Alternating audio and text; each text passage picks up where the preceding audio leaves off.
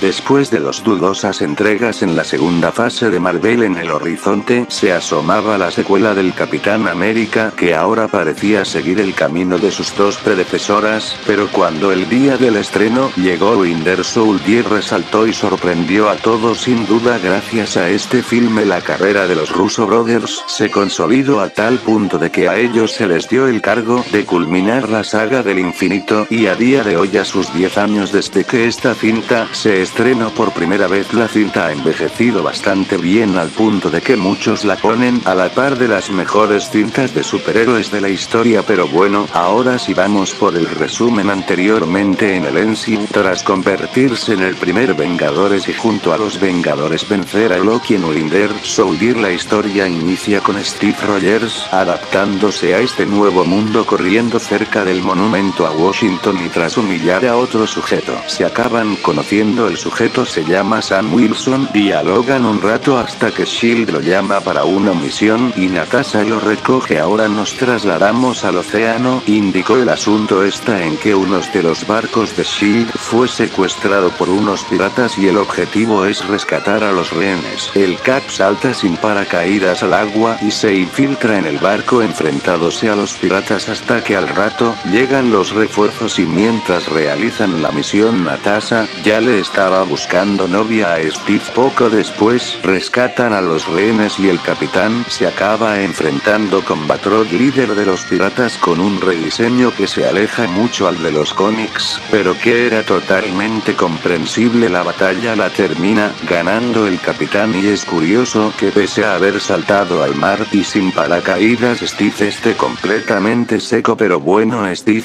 va a una cabina en donde se encuentra Natasha recopilando información doble, ya que está trabajando como agente doble por órdenes de Nick Fury. Batroc lanza una bomba y logra escapar. Ahora nos damos un salto temporal y nos ubicamos en el Triskelion, cuartel general de Shield. Ahí Steve encara a Fury y él le muestra el tan llamado Proyecto Insight, proyecto que consiste en hacer desplegar los helitransportes y combatir con cualquier amenaza que se pueda presentar, contando con un motor que le permite estar en el aire todo el tiempo sin agotarse. A Steve no le parece, ya que suprime la libertad de las personas, y aquí se puede generar debate, ya que, si bien es cierto, la intimidad se ve reducida, pero la delincuencia disminuiría bastante, y en caso de que haya alguna futura invasión alienígena o Chitauri, estas naves se los cargarían en cuestión de segundos. Pero el problema está en que dicho proyecto no es lo que parece, y todo puede salirse de control si alguien da una orden errada. Al rato Steve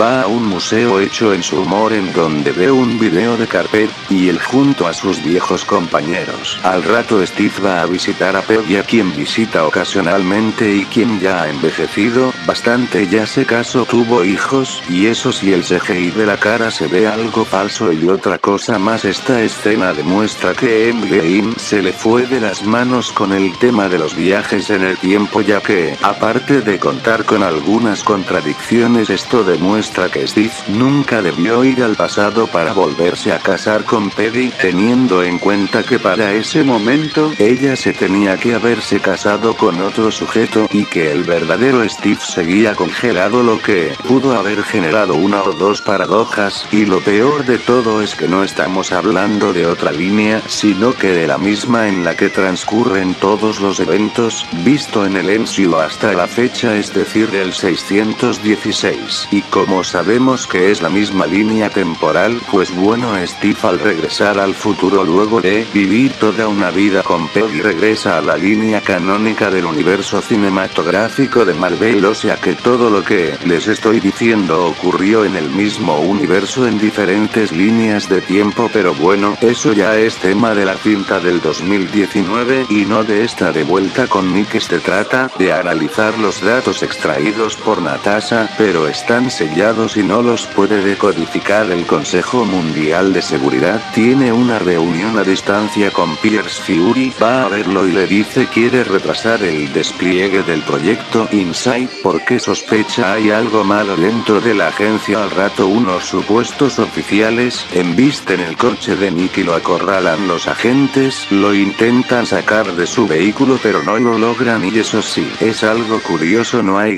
ni un peatón transitando la zona. Es algo parecido a lo de los helicópteros en la batalla final de Spider-Man No Way Home, pero bueno, al final Firulais saca una ametralladora que tenía equipada y escapa, y de la nada aparece un tipo en la carretera y lo derriba con un explosivo, quien resultaría en ser el soldado del invierno. Y debo decir, esta sí fue una gran presentación para el villano de la película, pero bueno, aquí se viene una conveniencia, o mejor dicho facilidad para el guión, ya que Nick escapa por una alcantarilla que había justo debajo con el que pudo abrirse paso, y esto es conveniente porque si hubiera aterrizado por unos metros de diferencia y ya no la contaba. Pero bueno, regresando con Steve, él habla con una limpiadora que hay en su edificio, y al entrar en el apartamento se encuentra con Nick, quien anda paranoico y le dice que Shield corre peligro, y antes de que pueda explicar las cosas en mayor detalle, alguien le pega un tiro y lo derriba. Entonces le da el pendrive con los datos extraídos y vemos la limpiadora, quien por cierto se llama Sharon, era también un agente de Shield. Steve persigue al francotirador, le tira el escudo, pero el soldado lo detiene y se lo regresa. Ya en el hospital a Nick lo tratan de reanimar, pero es en vano, ya que termina muriendo. Al rato llaman a Steve para una reunión importante con Pierce y guarda el pendrive en una máquina expendedora. Al rato Pierce le muestra a Steve una imagen en donde Nick era un joven. Pierce le dice a Steve que Nick, al desobedecer una orden en una misión, salvó la vida de su hija y por eso lo considera un verdadero amigo, y le pregunta a Steve qué hacía Nick en su piso, a lo que Steve no responde ya que no se fía de él. Pierce le muestra a Steve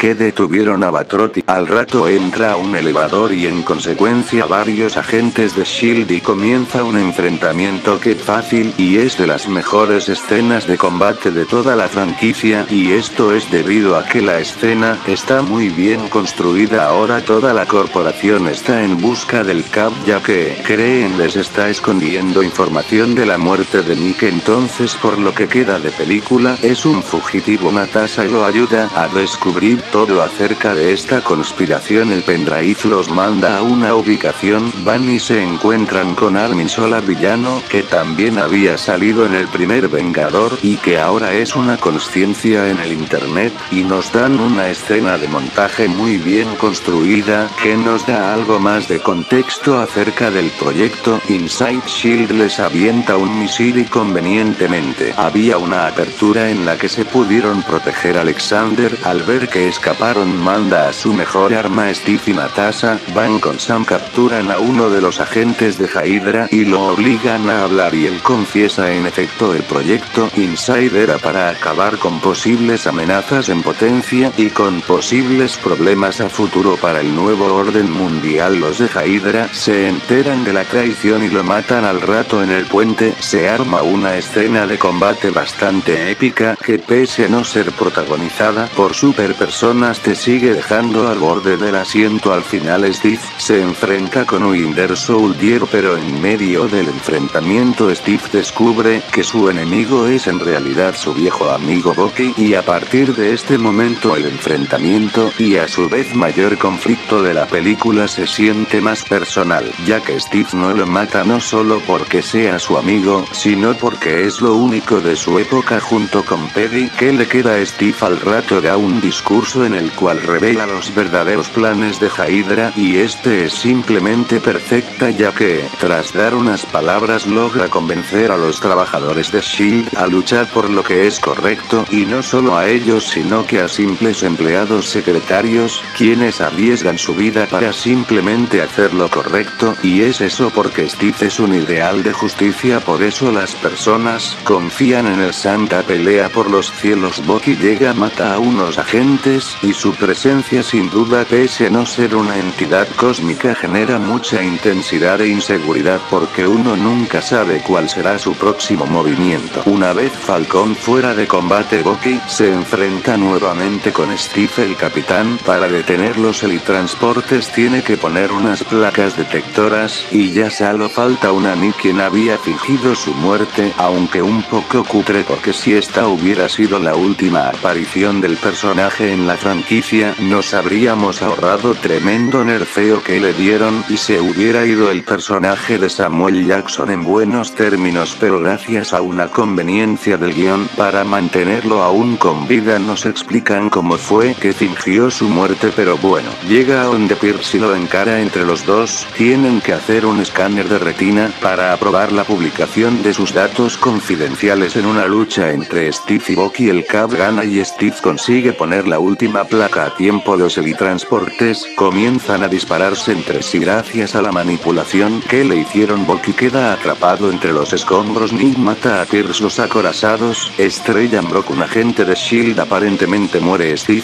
va a salvar a Bucky, pero él lo golpea y niega el hecho de que alguna vez se conocieron. Sin embargo, Steve no se defiende, se precipita al vacío, pero al rato Bucky lo salva de ahogarse mientras estaba inconsciente y se marcha. Al rato, con todo arreglado, despierta en un hospital. Brock está vivo pero con heridas graves. S.H.I.E.L.D. queda completamente disuelto y también interrogan a Natasha por su pasado, y ella se pone algo prepotente ya que sabe no la pueden detener porque la necesitan. Nick quema su parche, aunque películas más tarde lo trae como si nada y varias de sus pertenencias, y vemos hay una tumba con su nombre, o sea, que técnicamente está muerto. Natasha se cambia de identidad y le da a Steve información confidencial sobre el Soldado del Invierno, y él junto con Sam buscará a Bucky. Y en la escena post créditos vemos hay aún científicos de Hydra y muchas de sus bases repartidas por el mundo tienen el cetro de Loki y unos gemelos con poderes. Y en la segunda escena vemos Bucky va al museo del Capitán América y averigua de su pasado, finalizando así con la película. El Soldado del Invierno dentro de los estándares del MCU es una obra maestra. Puede tener errores, pero estos no te arruinan la experiencia. Esta cinta muestra la forma correcta de hacer películas no solo de Marvel, sino de superhéroes en general. Las escenas de acción están muy bien trabajadas, transmitiendo esa sensación de tensión, emoción. Todo lo que quisieron plasmar funcionó. La escena del elevador es fácilmente una de las mejores escenas de toda la franquicia. En cuanto al villano, pues Bucky logró estar a la altura de su enemigo, teniendo la misma fuerza, siendo uno de los mejores villanos de toda la franquicia, ya no solo porque su presencia sea intimidante, sino también por la conexión con el protagonista. El humor está moderado y bastante bien implementado. El desarrollo de la trama tiene un ritmo adecuado y la historia causa un gran impacto de cara al futuro en la franquicia. El villano es bastante bueno ya que sin superpoderes es intimidante, con buenas motivaciones y es muy calculador. La historia es muy buena, aunque el hecho de que se hayan acobardado a matar a Nick, si bien no le baja puntuación a la película, pues sí me pareció algo cutre. Los eventos de esta película afectaron bastante a toda la franquicia, ya aquí se ve que Bucky sigue vivo, que Hydra gobierna desde las sombras. Presenciamos la caída de S.H.I.E.L.D. Los personajes son muy interesantes, están bien y la ambientación realista permitió que a la película se le tomara suficientemente en serio y fuese aún más interesante, y todo el tema conspiranoico es mucho más interesante con el tema de los infiltrados y S.H.I.E.L.D. y te presenta varios dilemas morales. La película dura lo que tiene que durar y no se extiende con rollos que a nadie le importa, y de hecho, si lo piensas bien, esta película es más una cinta de espías que de superhéroes, lo que lo hace aún más atractiva por ver cómo manejarán todo este tono realista en un entorno tan ficticio como lo sería el UCM. El clímax es muy sólido, las coreografías son excelentes, dando más dinamismo a las escenas de combate.